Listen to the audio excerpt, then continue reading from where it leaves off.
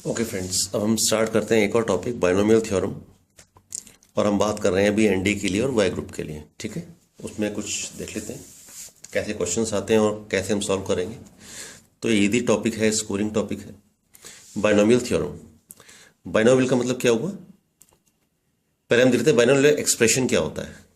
तो अगर मैं बात करूं बाइनोमियल एक्सप्रेशन की, तो बाइनोमियल एक्सप्रेशन क्या होता है, इसमें कि हमारे पास दो वेरिएबल्स हो। मैंने कहा एक वेरिएबल है एक्स, एक वेरिएबल है वाई, तो इसे मिला के जो भी एक्सप्रेशन बनेगा वो बाइनोमियल हो गया। मैंने कहा एक है वेरिएबल ए, एक वेरिएबल है बी, तो इनको मिला के जो भी एक्सप्रेशन बनेगा वो एक बाइनोमियल एक्सप्रेशन बनेगा। तो लेटर से मैं कह रहा हूं एक्स प्लस वाई की पावर 2, तो ये क्या हो गया, बाइनोमियल एक्सप्रेशन हो गया। तो मैं एक्सपेंड करूं तो आपको पता है, ये तो फॉर्मूला आपको मालूम है कि x square plus y square plus 2xy, ऐसा कुछ रिजल्ट आ जाएगा इसका। ठीक है, यहां मैं आपसे बोलूं कि एक्स प्लस वाई की पावर क्यूब निकालो, तो आप कहोगे a cube plus b cube, formula होता है आपके पास, तो आपको ए प्लस बी से ध्यान होता है या आप एक्स प्लस वाई यूज करते हो। तो x cube plus y cube plus 3xy square plus 3x square y, ऐसे कुछ आप याद कर लेते हो। तो ये तो आपने दो वेरिएबल्स यूज किए। अगर मैं यहाँ पे कहूँ आपसे कि x plus y plus z का होल स्क्वायर निकालो, तो ये भी आपको फॉर्मूला याद होगा, पर इस केस में क्या होगा, हमारे पास तीन वेरिएबल्स हैं, तो ये हो जाएगा हमारे पास ट्राइनोमियल। ट्राइनोमियल, ठीक है। तो अभी हम बात करेंगे बाइनोमियल एक्सप्रेशन की। तो बाइनोमियल में अगर मैंने बोल दिया एक्स प्लस वाई की पावर 3 या एक्स प्लस वाई की पावर 4, तो होपफुली आपको शायद फॉर्मूले याद हो तो आप यूज कर सकते हो। अदरवाइज अगर मैं कह रहा हूं आपसे इन जनरल कि x प्लस वाई की पावर n ऐसा एक्सप्रेशन दे रखा है और मुझे इसकी वैल्यू निकालनी है, तो इसके लिए मेरे पास एक सेट प्रोसीजर है।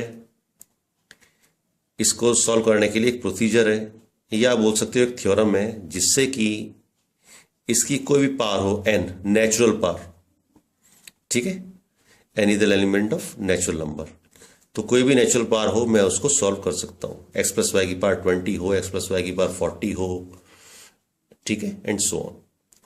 तो जो प्रोसीजर है या थ्योरम है इसे सॉल्व करने के लिए, उसका नाम हमने दे दिया है बाइनोमियल थ्योरम। तो आज हम डिस्कस करेंगे बाइनोमियल थ्योरम पे, पर इसमें आपको दो तीन चीजों के कंसेप्ट पहले ठीक से मालूम होने चाहिए, वो हम डिस्कस कर लेते हैं। ओके, पहला आपको मालूम होना चाहिए फैक्टोरियल क्या होता है।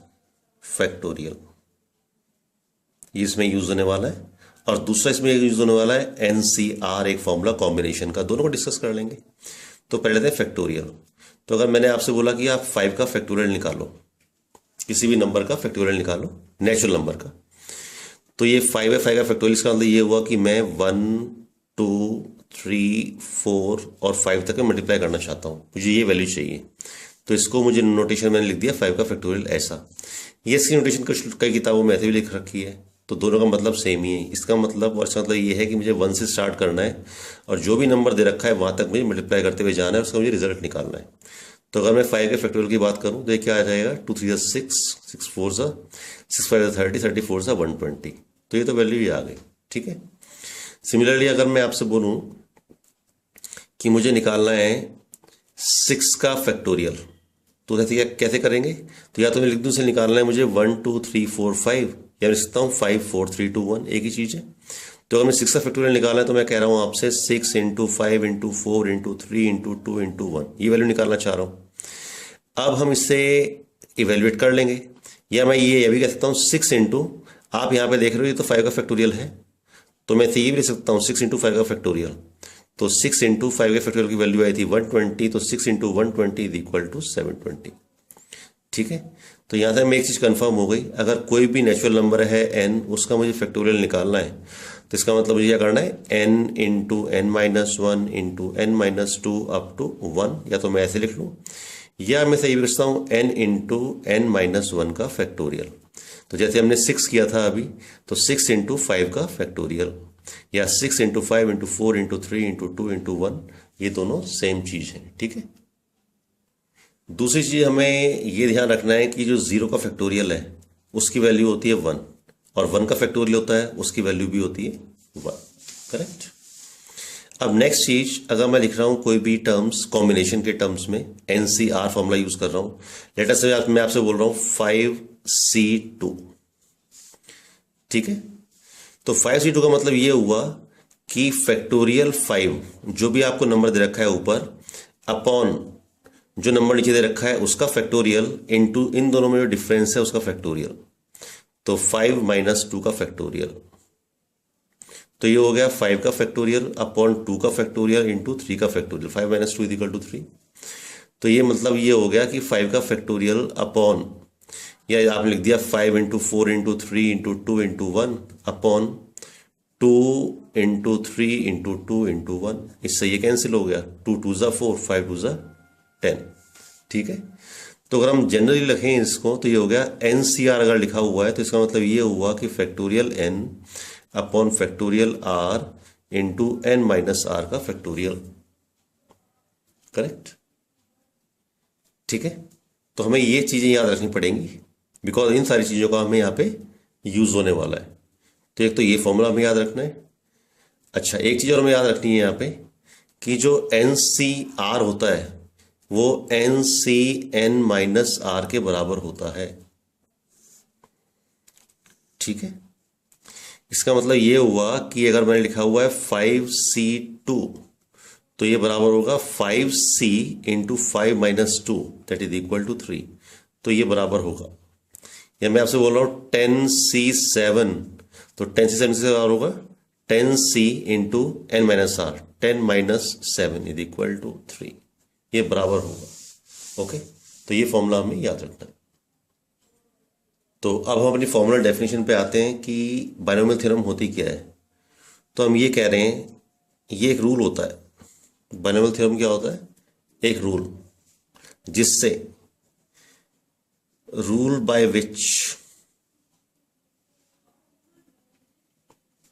natural powers, rule by which natural powers of sum of two variables, sum of two variables can be evaluated, ठीक है, इज कॉल्ड क्या? Binomial theorem. Binomial theorem can be evaluated और एक्सप्रेस्ड। अगर हम एक्सप्रेस कर पाए, expressed is called binomial theorem. तो अब हम डिस्कस करेंगे बाइनोमियल थ्योरम को इन लेंथ। ओके, तो ये हम देख लेते हैं यहाँ पे। तो लेटस से मैंने यहाँ पे लिखा हुआ है x प्लस, पहले मैं एग्जाम्पल ले लेता हूँ फिर मैं आपको समझा दूंगा। मैंने कहा कि x प्लस वाई की पावर लेटर से लिखा हुआ है 10, या x प्लस वाई की पावर लिखा हुआ है लेटर से n। ठीक है। तो इसे हम सॉल्व कैसे करेंगे? x प्लस वाई की पावर n का मीनिंग ये हुआ, इसी एक्सपेरिमेंट में लिख रहा हूँ इस फॉर्मूले को, nc0 इंटू एक्स की power n plus nc1 into x की power n minus 1 into y plus nc2 into x की power n minus 2 into y square plus up to बीच में कोई जनरल टर्म ले लेते हैं ncr एक्स की power n minus r into y की पावर r प्लस लास्ट में जो वैल्यू आएगी हमारे पास, या लास्ट से सेकेंड लास्ट जो आएगा ncn माइनस 1 इंटू एक्स की value into x into y की पावर n माइनस 1, ये एक्स की पावर 1 है इधर, प्लस जो लास्ट टर्म आएगी ncn, जो लास्ट टर्म आएगी हमारे पास that will be equal to ncn y की पावर n। तो अब थोड़ा सा समझ लेते हैं कि ये तो फॉर्मूला हमारे पास आ गया, इस फॉर्मूले को हम कैसे कैसे देख सकते हैं। तो लेट अस ट्राई टू, पहले हम एक दो एग्जांपल देख लेते हैं इसके। तो लेट अस से मैंने आपसे ये बोला कि आप ये निकालो कि x प्लस वाई की पावर 5। तो आप बोलोगे इसमें n की वैल्यू तो है 5, ठीक है। तो इसे सॉल्व करना शुरू करते हैं। तो हम लिख लेंगे 5c0 x की power n, that means x की पावर 5 प्लस 5c1 x की power n minus 1, into y plus 5c2 x की power 3 into y square plus 5c3, ठीक है, x square into y cube plus 5c4 x into y की power 4 plus 5c5 into y की power 5। ठीक है, इसका analysis कर लेते हैं। तो इसका मीनिंग सिंपल सा ये हुआ, आप देख रहे हो कि जो पहली टर्म में क्या आ रहा है, NC0, ठीक है, और पहली टर्म में वाई की टर्म एकदम गायब है। तो इसको आप ऐसे देख सकते हो, इस चीज से हमारे पास एक दो ऑब्जर्वेशन आएंगे। या पहले आप ये देखो कि यहाँ पे जो लिखा हुआ है x की पावर 5 और लास्ट में लिखा हुआ y की पावर 5, तो इसका जो यहाँ पे कोफिशिएंट है और ये जो कोफिशिएंट है दोनों की वैल्यू सेम है। 5c0 भी 1 होता है और 5c5 भी 1 होता है, बिकॉज जो NCN होता है वो भी 1 होता है और NC0 भी 1 होता है। ठीक है, सिमिलरली आपको ये बताया था मैंने कि जो NCR होता है वो होता है NCN-R, तो 5c0 is equal to 5c5, correct. अब ये देख रहे हैं जो सेकंड टर्म है और जो सेकंड लास्ट टर्म है इनके कोफिशिएंट भी सेम है, ये 5c1 है, ये 5c4 है। सिमिलरली ये 5c2 है और ये 5c3 है, तो ये दोनों कोफिशिएंट भी सेम है। ठीक है, तो एक तो ऑब्जर्वेशन ये हुआ।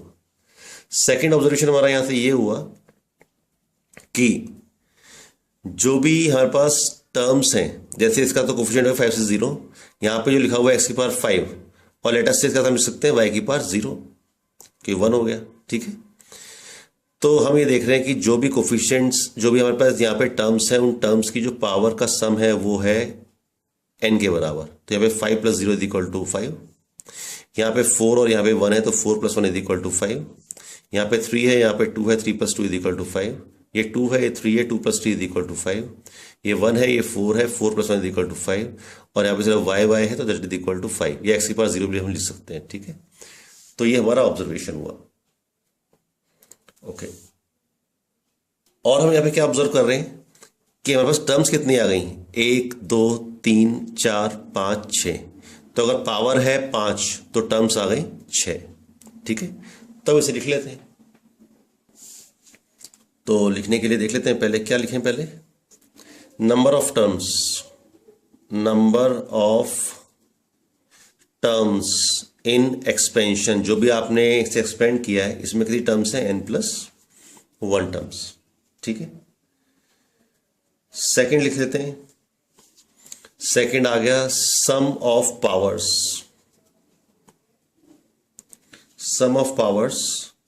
Of each term is equal to n, वो भी हम देख चुके हैं। और थर्ड हम देख चुके हैं कि जो भी कोफिशिएंट है, coefficient of equidistant terms from each end या from beginning end from end will be equal. ठीक है, तो ये हम डिस्कस अभी कर चुके हैं। दैट मीन्स जो पहली टर्म होगी और आखिरी टर्म होगी उनका कोफिशिएंट सेम होगा, जो सेकंड टर्म होगी और जो सेकंड लास्ट टर्म होगी उनका कोफिशिएंट सेम होगा, जो थर्ड टर्म होगी और जो थर्ड लास्ट टर्म होगी उनका कोफिशिएंट सेम होगा। ओके, चलिए अब क्वेश्चंस को सॉल्व करते हैं। तो एक तो क्वेश्चन आपका ऐसा सकता है, आपको क्वेश्चन दे दिया कि find 7th term in expansion of let us से x माइनस 2y की पावर 7, इसमें 7 टर्म निकालनी है। ठीक है, तो ऐसे क्वेश्चंस को भी देख लेंगे, और क्वेश्चंस बड़े ही डिफरेंट तरीके से दे सकते हैं, पर हाँ कुछ भी आपको दे दिया, बिकॉज हमें एक्सपेंशन में